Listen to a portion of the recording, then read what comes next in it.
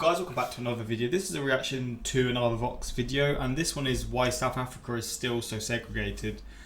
And the video's got a lot of dislikes, a lot of likes and a lot of dislikes, so it's probably not, I mean, off the title I know it's probably going to be one of those videos that some people find controversial or whatever. I'm just here to learn. I mean, I know some people say Vox is one of those channels that is sort of one-sided in certain aspects, but I'm just here to see, sort of make my own sort of judgments and just learn, to be honest, because I mean, off the thumbnail, it was like this side. There's a I can just show you it, can't I? Where is it? Wait, what?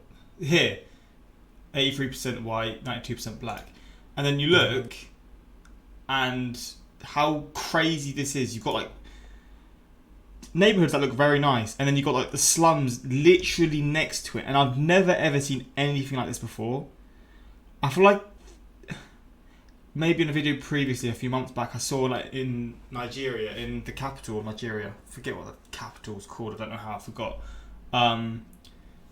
You've got like the slums next to like the high-rise buildings, and that was a crazy look in itself. But this is another one, man, like how you've got like these nice looking neighborhoods literally next to these slums, and I guess we're going to learn how this has sort of led to this, from where obviously 30, 40, 50 years ago, from what's happening in South Africa before, the terrible things that are happening there before. But we're going to learn, we're going to see what this video has to show me, and yeah, hopefully you're going to enjoy. Obviously it's a touchy subject, but I'm here to learn. Links in the description to my Instagram, my Twitter, for those who want to follow me. Same for my Patreon, links were there for those who want to see extra reactions from me. But let's just jump into this, man.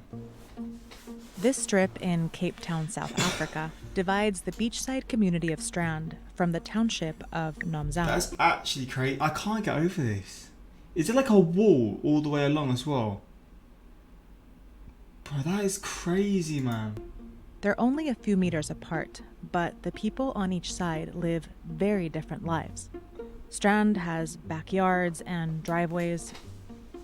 Nomzamo is much more dense. Fuck, man. And the people here have fewer basic services. Less piped water, less internet access, and it's crazy how a strip of land dictates everything. Obviously it's to do with like how much wealth people have as well, but like, fucking hell, I've never seen anything like this. And Nomzamo is majority black, while the area across the line is majority white. Fuck, man. If we use dots on a map to represent race, you can see how stark that divide is. If we zoom out to the whole city, we can see it's actually everywhere. Shit, man, it's just so split. So damn split. And this is the case across much of South Africa. The color of your skin here often determines where you live. It also determines your quality of life. This map shows where jobs and opportunities are primarily concentrated in Cape Town. And this is where most of the city's black people live, in informal settlements called townships on the city's periphery. Society is done. People have to move by public transport for up to 3 hours a day, and they can't take care of their obligations in the community with the rest of the family because they're always working and they're always traveling. For decades, South Africa was under apartheid, a system. Bro, learning about this in school was one of the most depressing things I've ever done, man. The shit that white people did, I can't wrap my head around why.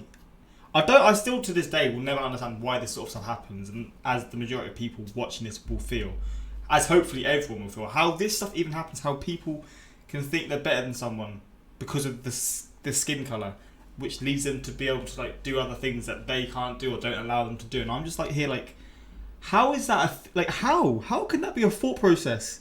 And this isn't even that long ago. Obviously it's quite a long time ago, but in terms of like, it's recent-ish history. Like, this wasn't happening it was happening 200 years ago, but this specifically wasn't happening 200 years ago. It was 50, 60, 70, even less. And to this day, obviously maybe not to this degree, but to this day, these sort of things are still happening. That wrote segregation into law. A white minority controlled where non-white people could live, work, exist. Many were forced out of their homes. In 1994, a democratically elected government took power and ended apartheid. It was supposed to be a new beginning. But a lot of the country still looks like this. And that's because South Africa's legacy of racial division goes back centuries. So there we go, hundreds of years ago. In the 1600s, the Dutch took over the southern tip of Africa to supply ships. Because they speak Afrikaans in South Africa. There's loads of languages in South Africa, but I know it's one of the main languages, which is like a mixture of Dutch and I don't know what language from South Africa, but a mixture of the two languages together, I'm pretty sure. With food along the trade route to Asia. 150 years later, Britain seized it and named it Cape Colony. Many Dutch colonists moved here, further inland, to escape British rule and continue exploiting enslaved people. Just like the Dutch, the British used Cape Colony as a strategic location for trade. It wasn't economically significant. But in the 1870s, that changed when the British started mining diamonds there. Suddenly, Cape Colony was one of Britain's most prized and exploited colonies. In order to get the diamonds out of the country, they built railways to connect the mines up here to the coast. The railways allowed the British to access a global diamond market through the port city of Cape Town. Soon, the economy of Cape Colony was centered around the railroads, especially this main route. The green areas on this map show the black regions of Cape Colony, largely left out of the railroad economy. Racial inequality in Cape Colony was being reinforced by location. To keep it that way, the colonial government started writing segregation into law.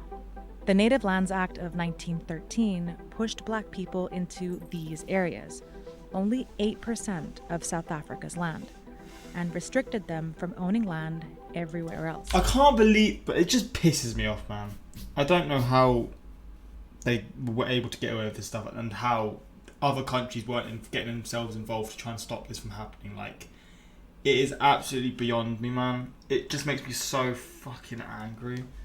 So angry. I don't understand how the world is so done. How people's minds are so, like, just messed up, and you like allow this sort of stuff to happen. Like, why? Or relocated them to the edges of the major cities to work crazy. for white people. These laws began to shape the region. Cape Town's growth from the increased trade turned the port town into a major city. Many migrants from the rest of the colony and elsewhere moved here, to what was then the outskirts of Cape Town, where former enslaved people, merchants, artists, and immigrants were forming a neighborhood called District 6. As the city grew around District 6, so did the neighborhood. For decades, District 6 was a thriving, integrated community.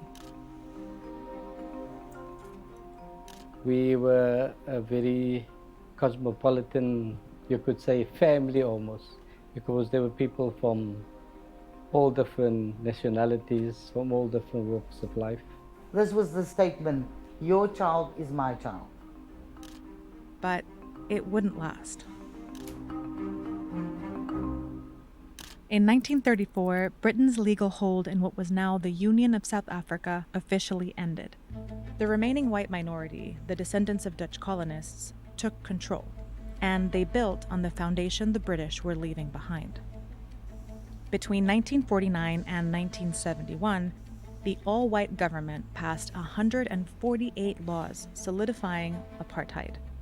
Apartheid allowed for the full realization of the ambition of the fascist project in South Africa. In 1950, the Population Registration Act officially classified people by race. Fuck. White. I cringe just listening to this, man. Again, I learned about this in school probably like 7-8 years ago now. But like, this is just reinstating how absolutely fucked this was. I already knew it was, but I'm just realizing and like learning once again and being reminded just how messed up this really was, man. Colored and native or black, and eventually Asian. Then they made laws saying where people could live. Around the country, black South Africans were moved into these areas, called homelands or moved? Bantustans. Bantustans were rural areas and had underdeveloped economies. Many of them were in the areas Britain had already excluded from the railway economy, and where black land ownership had been restricted to. Black people were forced to carry passbooks that specified where they were allowed to work or travel to. In cities like Cape Town, the Group Areas Act moved the remaining non-whites into separate urban areas. The most prime land and the land closest to high valued property was allocated to white people. In 1966, the government declared that District 6 was now a whites-only area. Fuck. They've literally built it up just for white people to take it from them. They've been forced to move here. They've then built it up, and then they've been forced to move away. Fucking hell, bro.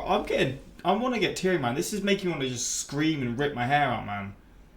The people who had to go through this, man. The people who had to go through this.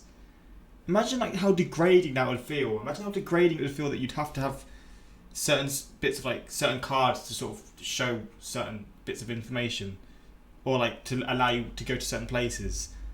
And I mean, being kicked out of where you live, maybe where your family's been living for centuries, and you've been forced to move for these stupid fucking reasons. Oh man. The residents of District 6 My received blood is absolutely boiling. removal letters like this one that said living there was illegal because they were not white. Fuck. Bulldozers drove into District 6 and razed it to the ground. What? Why? We lived here. We had a life here. It was very traumatic for a lot of people. It's like ripping out someone's heart. More than 60,000 people were forcibly removed from their homes. This kind of violence against non-white people was commonplace around the country. But after decades of pressure, both from within South Africa and abroad, apartheid rule finally came to an end. The new government lifted restrictions on where people could live. Millions of people who had been excluded from economic development for centuries migrated to major cities looking for basic services and economic opportunity. For any family with no prospect of employment, the most rational, logical choice to make is to migrate to an urban center. They settled where there was course. empty land, creating townships on the peripheries of major cities, like Cape Town. The government built millions of homes and expanded clean water and electricity. But it had a number of unforeseen consequences, the most important of which is that the only land that could be used for the public housing program was on the periphery of the city. And for that reason, a brilliant intention to overcome the apartheid legacy unintentionally reproduced the very same legacy it was trying to undo. Today, 60% of the mostly black population of Cape Town lives in these townships at the edge of the city. The thing is, Cape Town city center has land to develop, but because of its location, it's valuable. So it usually gets sold to private developers who build luxury apartments. Nearly $1 billion worth of them are going up by the coast. Wow. But right in the heart of Cape Town, by all the expensive developments, District 6 remains largely untouched. The former residents have fought against private development, and they've actually succeeded. Okay. Some have even managed to return to houses built by the city. I wanted to come back here where I was born, which was part of our whole family's heritage. I couldn't believe that I was back. It was a sense of relief. But there are still hundreds of claimants waiting to get back to District 6. It's beautiful, by the way. Look how pretty it is. Like the mountains in the background. Oh, mate, look at this. Fucking hell.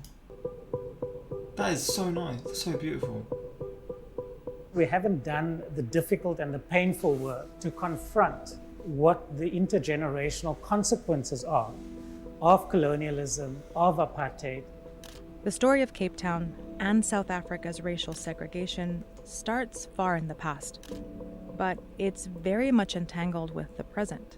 Apartheid and colonialism here are over, but many of the barriers they built have That's a yet to be crazy dismantled. picture, man.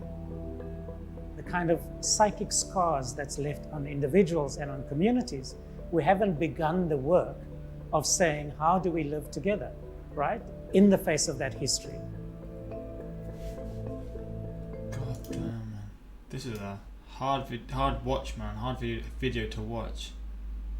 Thank you for covering this. I mean, flipping hell. I don't know why it has dislikes, unless it's just people.